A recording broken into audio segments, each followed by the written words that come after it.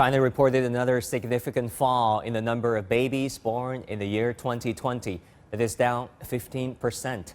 It is part of a noticeable trend. The number has fallen for 4 consecutive years despite the implementation of the universal second child policy in 2016. For more details, let me bring in my colleague Yang Shanshan here. Hi Shanshan, the report has a lot of interesting data. Tell us about it. Yes, indeed, Wang Guan. It said that China registered more than 10 million births last year, down from about 11.8 million in 2019. Just under 53% of these were boys. And this figure does not include the entire population. It refers to the births recorded in the household registration system, as some babies may not have had their registration completed. A more comprehensive report is due in April. However, despite this, there's a lot of concern. A 15% drop is significant. There were some cities which recorded falls of 20%, and in some regions it went as high as 50%. As you said, the number of the newborns has been on a steady decline since 2016, when China officially ended its one-child policy. Despite a short surge in the number of births in 2016, the figure has decreased every year since. The falling birth rate has raised plenty of debate on social media.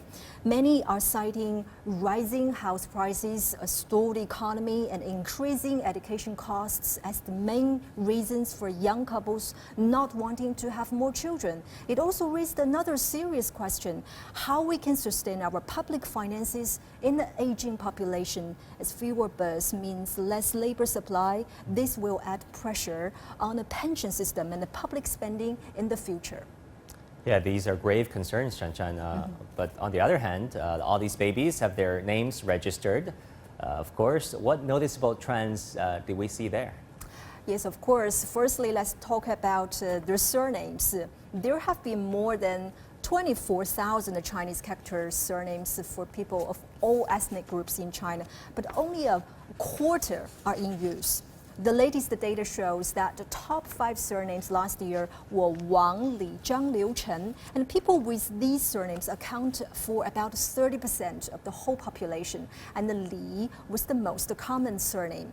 It's a long tradition that in China that newborns adopts father's surname, like many places in the world. But in 2020, we saw 1 in 12 newborn babies taking their mother's surname.